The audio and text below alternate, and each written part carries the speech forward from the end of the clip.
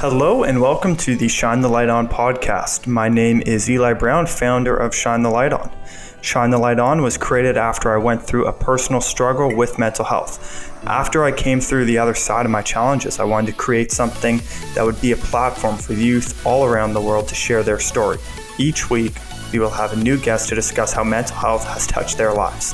Thank you so much for tuning in. So welcome back to the Shine the Light On podcast. I'm Eli Brown, and today we have Connor Carrick joining us. Connor Carrick is one of our mental health warriors and ambassadors. We created an unbelievable collection with him, and he is one of the defensemen of the New Jersey Devils.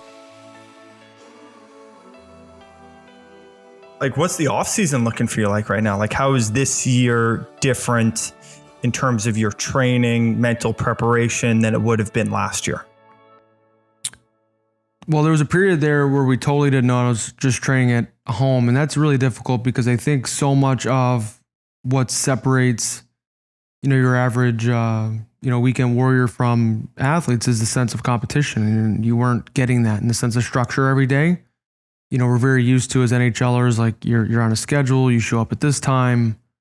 But now, I'm able to train in a gym and ice time's kind of limited, but you're able to skate. Everything for the most part, physically is a normal cycle, but there's kind of going to be two full cycles here. So there's going to be a break.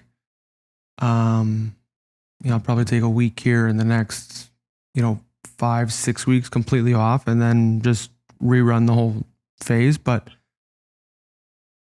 really, it's just the same. And then I think with the playoffs being on, it always, you always say you're going to take a bunch of time off and chill out. And then there's hockey on TV and it ramps you up, just that guys are at the top of their game out there. I get competitive. I want to be too. Yeah. But it doesn't change in the sense, I remember with tennis, for example, if we had a tournament on September 1st, we would train accordingly to be at our best by the 1st. It's how's that working for you guys now? Because you don't really know when you're coming back. Very similar. I'm probably peaking December 1st, or for training camp is the goal. So, on the ice 3 to 5 times a week right now. It's more skill work. It's, slower pace, higher speed. And then come training camp time, probably 6 weeks out, we'll start to skate real heavily at the end of skates and things like that to build stamina. That's always a limiting factor when you return to competitive play. And then definitely more of the small ice games and trying to get as structured as that can be.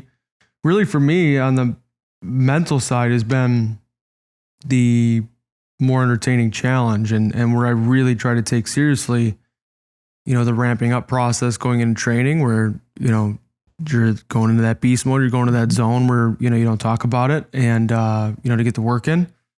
And then it's calming down for the rest of the day because there are a lot of micro decisions. You're walking down the street with your dog. You want to walk on the other side of the street. There's conversations around who's wearing masks, who's not. I think, COVID has presented a lot of ancillary stress that wouldn't normally be there. So in my life, just trying to sympathetic state, parasympathetic state. Yeah. And when during the training, will you have someone work on the mental health or just the mental component of training like you would with a strength and conditioning coach? Is there that for you guys off the ice as well? Not necessarily. There's resources available through the NHLPA and things like that. And through our insurance, you can have access to therapists or psychologists. That's an option that's available to every player. Every team kind of has a sports psychologist, but it's a little bit more, for example, the girl that works for the woman that works for the Leafs isn't there like a skills coach would be on a day-to-day basis. Mm-hmm. It's really something that at this point it's the dark art. It's something that guys can pick up that a lot of players aren't totally paying attention to yet. Mm-hmm. I view it as sort of like that secret weapon for immune health, for increased energy, and really just improved sense of homeostasis at home in particular. It's hard when you're training to come out of that zone sometimes, and you come out of the gym, you're, super tired, you haven't eaten, you need some salt, all of that, you're low on just general juice and at large, and then you try to re-enter the family home, and that can be really tough. Yeah. Yeah, I remember Tennis Canada had this great lady called Sue Wilson, and she was like our mental health sports psychologist lady, and she helped so many of us dealing with stress and anxiety on the court. Because there was sometimes being out there, it feels very, very lonely. And, we didn't have on-court coaching, which I wish we did. And, as we got older in certain terms we played, we did have that, and which really helped us. But she was able to really work with us off court to kind of help us learn how to deal with all the stresses and nerves that come up when competing, because they always come up. Well, and what I think is really cool about the difference between hockey and tennis is particularly an individual sport, right? Mm-hmm. So all of a sudden the individual can feel, okay, the anxiety sets in, the sweaty palms, the room feels like it's hot. You're getting that tunnel vision. Like I've been there as a player. And I'd imagine you feel like you're melting out there, when things aren't going well. Mm-hmm. When you're in a team environment, in terms of that loneliness, because usually not the entire team is playing poorly. So all of a sudden you feel like this anchor that is, pulling the opposite way on the rope of your team's goals. And that loneliness can be very similar. And in hockey, the conversation for a long time around, mental health and particularly like performance anxiety is just try harder. And that, I think for a lot of skill sports in particular, tennis, golf, they're a little bit more in tune with the dangers of we call it like squeezing the stick in hockey. Mm-hmm. But for whatever reason, hockey's kind of had this old school mentality where it's just something you've got to grind and stick through. Just have to work harder and eventually it'll start to pay off. Yeah. And yeah, 'cause I've always wanted to hear that conversation on the bench, because coming from an individual sport, it's all up here. Really, then when we played doubles, obviously we had someone there. It was 2-on-2. And then when we played at university, it became a team sport where, you were still individually competing, but in order to win the match against Ohio State or Notre Dame, 4 out of 7 people on your team had to win. So it was much more of a team environment. And I started to feel a little bit of that energy that I'm sure you guys feel as well, where it's just like, okay, out of the 7 people playing today, 2 or 3 are going to play really well. 2 or 3 are going to play poorly. One of them is going to be in the middle. And it's almost for the top guys who are playing well to help bring up the people who may be underperforming on that day. Yeah, I'd say it's the same thing in hockey. It's just that the sport's so fast that there's not a lot of conversation on the bench. And then if you want to go to the locker room and have it, from an ego standpoint, you're sitting there, kind of singled out. It's not like we're going to have a whole conversation around, when I was with the Leafs or with the Devils or with that, hey guys, Connor had a turnover at the 6-minute mark in the first period. We need you tonight. You can get through it. Sometimes if it's super glaring, leader of the club will, step aside and maybe say something, in the hallway or things like that. But really our sports psych, I guess, is really your head coach. Yeah. They're going to be the ones that are going to try to help you and come up with an answer, and they're going to deem whatever technique or tone they view appropriate for that particular person. Sometimes it's, a pat on the back. Sometimes it's a kick in the ass. Sometimes it's some sort of blend. And it really just depends on your relationship with the coach. Yeah, and I'm sure over the years you've had dozens and dozens of coaches, just even growing up playing juniors. There one that really stands out to you that helped you build the most on the ice and off the ice? My OHL coach, Mike Vellucci was his name. I think he's coaching with Wilkes-Barre now in Pittsburgh's organization. He won in the American League with Charlotte before going there. He was a coach that was particularly demanding on me. And this was actually when I was supposed to go to Michigan. So I had decommitted and decided to go play for Mike. And the first half of the season, I really struggled the OHL had a total different style of play, much more skilled forwards with a greater size discrepancy than the league I'd come from. And we had a conversation around Christmas time. I was wearing a letter at the time. And I mean, he had been riding me for weeks. And I basically just approached him. I said, Mike, I'm an assistant captain on your club. I think we have a very good team. We went to the Western Conference Finals that year and lost the eventual champion and the London Knights. And I just said, I'm like, am I not the player you thought you were getting before I came here? Like, am I failing expectations? I know you've been really unhappy with my play. At least that's my perception. And we both need me to get going. And there were some other, we were struggling as a team as a whole too at that time. And I'd never had a coach, I don't think ever towards me, actually admit that they were unhappy with the way that they were handling me at that time. And it was this really interesting conversation where he goes, Connor, I haven't done my best with you. I think I haven't had a player with your offensive moxie in quite some time. And I actually just talked to our assistant coach today about it, that I really think I need to be a little freer with you and let you have more leash within the game to figure out your rhythm. And I tore it up. The second half was a sprint towards the OHL playoffs, at which that point, I'm pretty sure I led all defensemen in scoring despite not making the final in the OHL playoffs, and really put myself on the map for an NHL trajectory. I was a 5th round pick, but we were playing against the London Knights. They had Ole Mata and Scott Harrington and Bo Horvat and Max Domi and a bunch of future NHLers, Chris Tierney. And I really started to stand out. And I think that conversation, at least for me mentally, was really pivotal.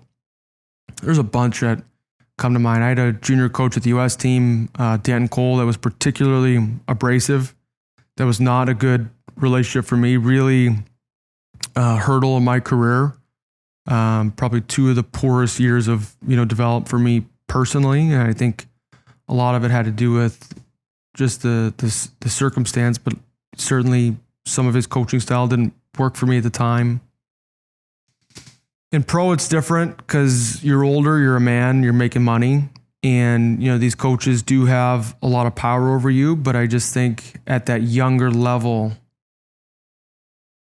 there's such a huge jump in the way you're coached from youth hockey to junior hockey that I think a lot of coaches don't realize the sensitivity that they need to bring to that position. You're really at a developmental stage of a young player's career. Yeah. And I had 2 very different experiences, one with the U.S. team and then with the OHL that, I don't know. In fact, the U.S. team coach at that time had actually called me and said, I think going to the OHL is going to be a bad route for you. And I just basically thanked him for the thought and said, I have a circle with which I make decisions with, and I don't view you as being a part of that. Thanks for the last 2 years and bid adieu. And eventually it was the best thing ever for me. Yeah, it's amazing the impact that coaches can have on people's lives, especially younger on. Like, those are the coaches that I had growing up. They've almost become parents. Like, they are so instrumental in one's journey, and they're there sometimes more often than parents themselves, because you spend a lot of time on the ice or on the court or whatever sport it may be. And I always found it real interesting how a coach can connect towards a player with a. It's hard to explain how, maybe a coach to you may seem aggressive, but that's what the next player beside you needs in order to perform better. And as a coach, almost having to have 20 or so different personalities to work with the 20 different kids on the team. Yeah, I think as a coach, you have a relationship, in a one-way hallway with the whole club. And then you have all these individual lanes, with which you deal with the individuals.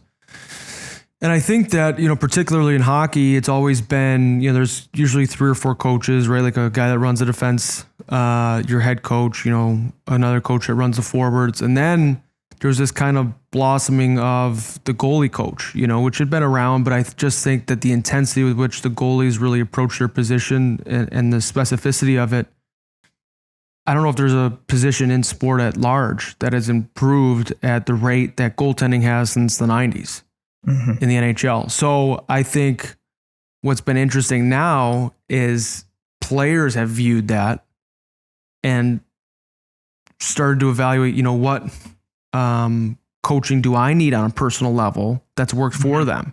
And so hockey has moved to this sort of like personal consultant, better ratio from coach to player, all the way through, some of the organizations hire additional help, like development coaches. And a lot of players that aren't in those organizations that are hiring those on their own, they're doing it outside the team.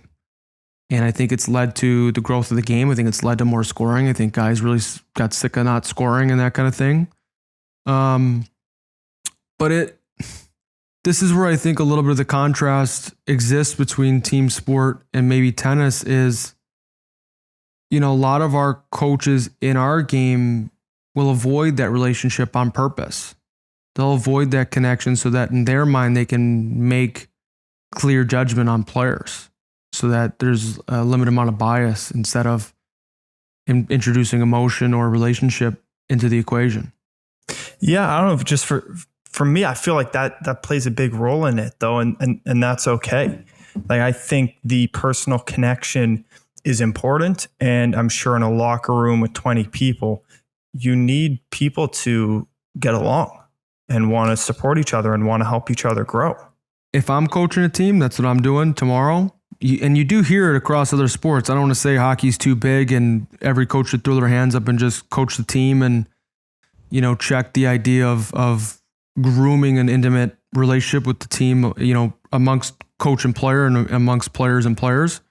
I mean, look at Pete Carroll with Seattle. Like he is, a champion for happy, fulfilled, well-rounded people are usually their best version of themselves as athletes. And I think, as an athlete and when you hear a coach from afar, I've never played for Pete Carroll, but sounds like a player's coach. Like I'm rooting for him, for his relationship with all his players certainly seems to be strong. He's had great success. Maybe he hasn't gotten over, that final hump. He's not out of the fight yet, but if I were coaching, I do think that it's something that certain locker rooms breed and certain coaches breed. Mm-hmm.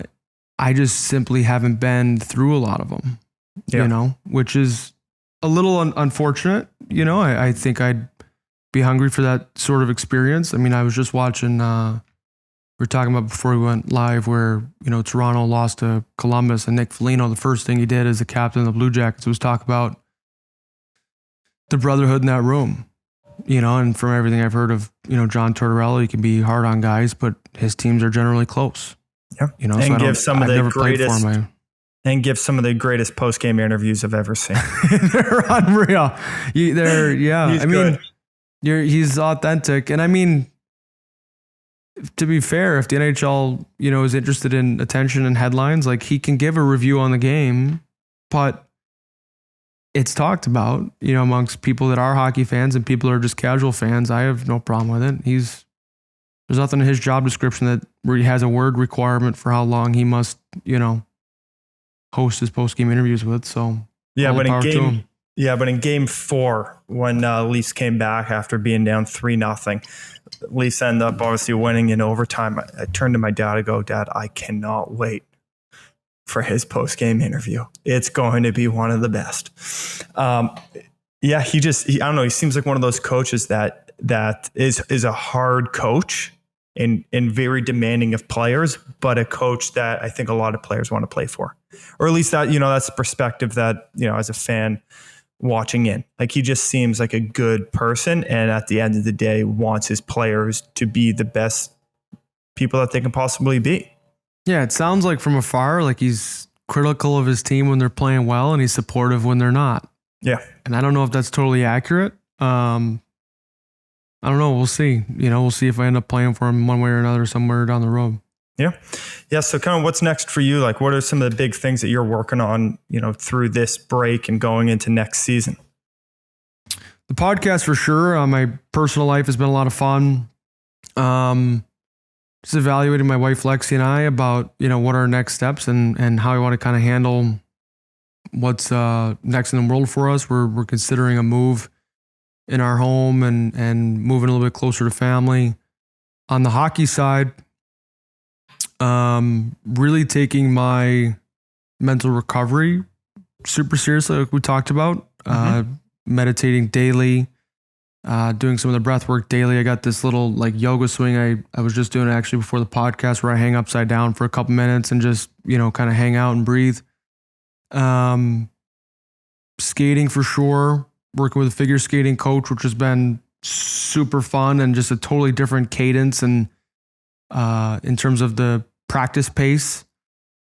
And why figure skating? Because I think they have a specific relationship with balance in their blade. And skating for hockey is so much, it's just a mechanism to go get the puck.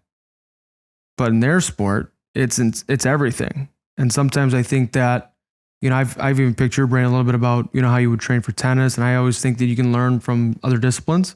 When it comes to figure skating, I think there's a certain fluidity that lends itself to speed development and, balance. And I think that effortlessness is what can help me get the most out of, my skill set at this point in my career. Yeah, it's interesting. I think there was I don't know, every once in a while when I'm watching a game, the commentators will comment that this player grew up figure skating. And then when they show that player skating, like you do see more grace as they're moving around the ice. And Jeff Skinner, Paul Correa, I played with Seth Jones. He had a cool story where Popeye Jones' dad was playing for the Denver Nuggets at the time and ran into Joe Sakic, who was actually my favorite player growing up, captain for the Colorado Avalanche in 2001 when they won, and I was, becoming a big fan. And so they ran into each other, and Popeye basically said, like, Joe, my kid wants to play hockey, and I don't know what to do. What do I do? And he took one look at Popeye, who's, a big man, and said, well, he's clearly going to have some size, I would guess. He's going to have to skate. And so, he kind of got introduced to figure skating. And I just think that there's such a level of grace and they're willing to slow it down. I feel like so much in typical hockey practices, you actually skate too fast or at a heart rate that's too high to be in like that skill development zone. And the figure skating, it's a little bit more playful. It's a little bit more like, hey, let's try this conversation. And I found it really productive for like flow state. And it's almost like recovery, but on ice. Yeah. And how often are you doing it a week now? I mean, as often as I can. Usually it's about 1 to 2 times a week, just because it's all the way out south by where my family lives. But if I could, I would do it. There's a cool YouTube video with Connor McDavid talking about his knee recovery, whatever it takes. Have you seen it? No, not yet. So if I could, with this particular coach, I would do that every afternoon. McDavid talks about his decision along with his medical team to not have surgery. And eventually it gets to a point where he was like skating in the morning, training thereafter, go home, chill out, rest, and then some figure skating work in the afternoon. You can see it's pretty creative stuff. It's a little outside the box. And are you seeing it already starting to translate onto your regular skating when you're practicing? I think so. I think at this level that I expect myself to perform at, like I need to be on the ice 5-6 times a week. But there is like a wearing down effect of being on the ice that much to your, hips and your posture and things like that. If you do it all summer long. So I'm still on 3 to 5 days. I'll really know when I'm on 5-6 days a week consistently. But the short answer is yes, but that's a long answer. Yeah. And the way that we met was through mental health. We saw you were posting stuff every Monday, Mental Health Mondays. What was the thing in your life that taught you the importance of mental health awareness and mental health well-being? Or have you always been like that your whole life? I think I was at a point where I was misaligned in that I identified as a happy person, but I was just grumpy or in a bad mood for months. And a lot of it was performance related. I used to wear my heart on my sleeve and really, I was raised, when you play bad, you take it personally. You're someone that cares deeply about your craft and you'll only be right again when you get another opportunity to play. And what I found was in the NHL, when you're playing 82 hockey games a year, that roller coaster is violent. There's a lot going on. And I needed to be in a place where my energy was just more stable. My home life was just more stable. And it wasn't necessarily fair to my family. It was really when I was engaged, about to get married the following summer to Lexi. And I was thinking to myself, I'm like, she doesn't deserve a sentence to be with this grump for life. That's not fair for her. That's not what she's really signing up for. That's not who she fell in love with and met first. So it was a holistic approach in that I wanted better for my social life. I wanted better for my career. I wanted better for my physical health. Like you and I both know, when you're chronically stressed, what that'll do to your system. So it's been really a great hobby. I view it as something that'll be with me for life. Very similar to my introduction into healthy eating. I was super into nutrition, still am. But I view that as both something that I'm going to do for my career, which is awesome, but it's also a hobby outside of hockey. And I'll talk about it with, Colin Steingart, who's the producer of my podcast. Like we'll talk about fasting and one meal a day and things like that. And I think they're fun topics to discuss and entertain. Not necessarily, I'm not going to do one meal a day during a playoff run, but off season. Yeah. Last time I was with Colin, he was telling me about the intermittent fasting. Yep.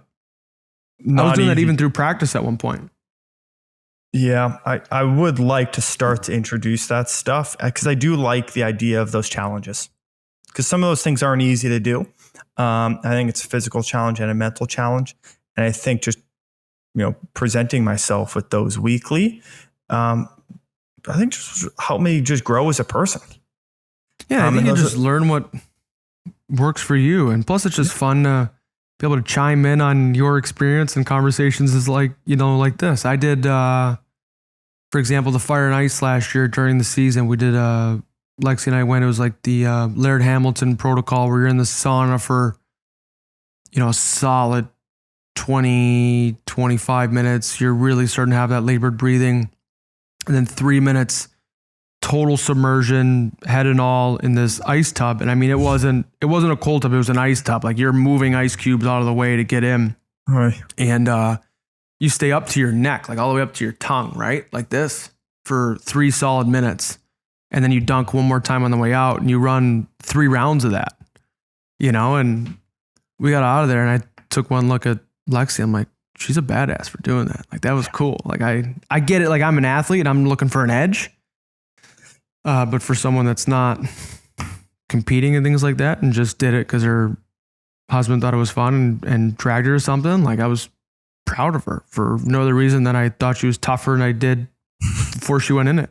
Yeah, that's pretty cool. Yeah, I remember doing some of those, like those hot cold things. They can be pretty miserable. Yeah, absolutely. Yeah. What was cool is I had Avi Greenberg, who I've done breath work on my Instagram with, and I joined a lot of his classes virtually now. But he was like running me through triangle breathing, like 10 seconds in. Which one was it? 10-second hold. There was a hold in there somewhere. So it was up for 10, out for 10, and there was a hold on one of the sides. I can't remember. And my ego, I was like, there's no way I'm going to let this guy that I just met know that the hockey player in the Fire and Ice challenge is like struggling. So I just totally stone-faced it the whole time. Oh my God. And will you do this, like those breathing exercises, will you do that on the bench when you're playing? Yes. At my best.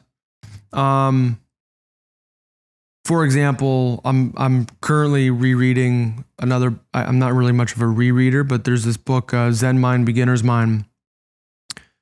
And I'm rereading it because I think success leaves clues. And the most clear I'd ever felt in my entire life in hockey was during the Toronto Marlies playoff run. It was kind of the purest state of flow that I'd been in my pro career anyway.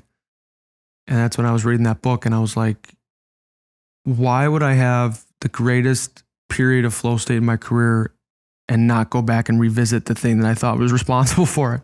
Yeah. And it was just very similar where I just had such space from the moment. I had like an ability to see emotions coming up and down instead of just riding that roller coaster all the time. Yeah, I'll use whatever I'm kind of sticking with that at that time. You know, I kind of go in and out of fads of what I'm doing, but what I finally decided is that it's non-negotiable for me. It's a part of my lifestyle now. Mm-hmm. Yeah, which is amazing. I don't know. I always found those breathing exercises to be unbelievable, really help calming the nerves. But I don't know. It's just, I played hockey growing up, like the little league or, like the house league versions of it. And it was just always so different because it is very fast paced. Yeah. You know, you'll have sometimes where you're off the ice for 2 minutes and then other times where you're off the ice for 45 seconds versus in tennis, when you're on a changeover, it's 90 seconds every single time. No matter where you're playing in the world, no matter what age, it is always 90 seconds when you sit down. And we were able to build tools and learn tools of breathing exercises to calm down during that. And I'm sure hockey, very different. Yeah, and I just think the physical nature of the game, the fact that, you know, people and coaches are next to you, like, it's a challenging sport. It's I'm proud of myself for making. Yeah, I'm proud of myself for making it this far, and I definitely think at this point in my career, there's a lot left to give in terms of, you know, what my ceiling I think is, and I'm not a big fan of potential. Like, I don't want to ever think I wasn't what I could be. So I got my work cut out for me. Nice. Yeah, and the last question I have for you is during the break and COVID and all that, you learn any new skills or any new hobbies? The podcast was one. What else did I learn? My meditation habit has been strong. Actually doing it, I would consider that a skill. The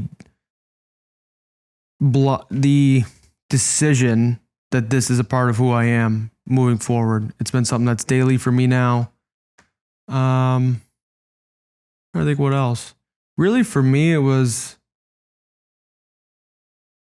actually embracing free time. That'd probably be the last one. I'm a big calendar filler. I love to identify slots in my day and be like, I'm gonna go do something with that to feel productive. And now I've learned that, you know, the rocks of my day, the meditation, the training, the ice time, non-negotiable. That's what pays the bills, puts food on the table, and it's just what I think is my calling for now.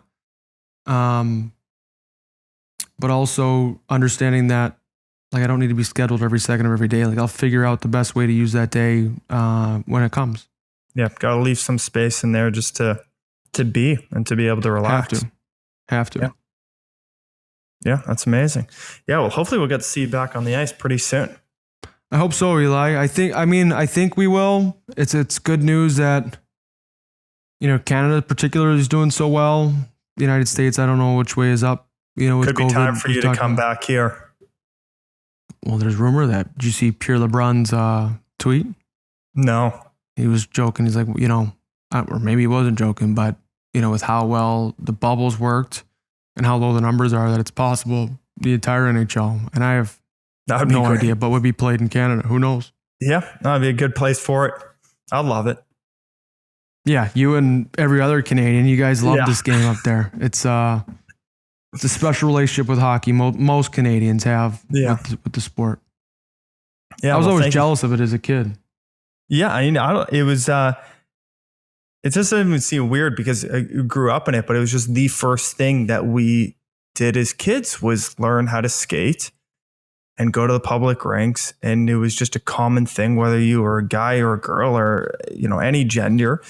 You were just put on a hockey team and it was fun. And you would go down the streets and you would see everyone playing roller hockey and the cars would come and you'd have to move the nets away for the cars. It was just like second nature. There's nothing better. There's nothing. Yeah. I mean, I think in my neighborhood, if there was 30 or 40 houses, I think we were the only hockey net. Yeah. And we're in the south side of Chicago. Like, we're in Chicago. Like, this isn't some, you know, like it's a hockey town. Yeah. And it's getting better now. The Hawks have been good. It's a great game, and you know, part of my goal in life is to share it with more people and you know, the people that are already in it, improve their experience with it, and you know, it's been a lot of fun. Yeah. Well, thank you so much for joining us today. Wanted to do this for a long time. Still watching all your videos as the coffee connoisseur keeps making more coffee. Yep. Every morning, man. Yeah. One of those drip coffee makers. And yeah, stay healthy, and hopefully too. we'll see you back You on the too. ice soon. Sounds good. I'll send you like a little coffee cart of all the goodies for the starter kit. We'll get you all good to me. dialed in no time. Perfect. All right, awesome, Eli. Thanks, man. All right, thank you.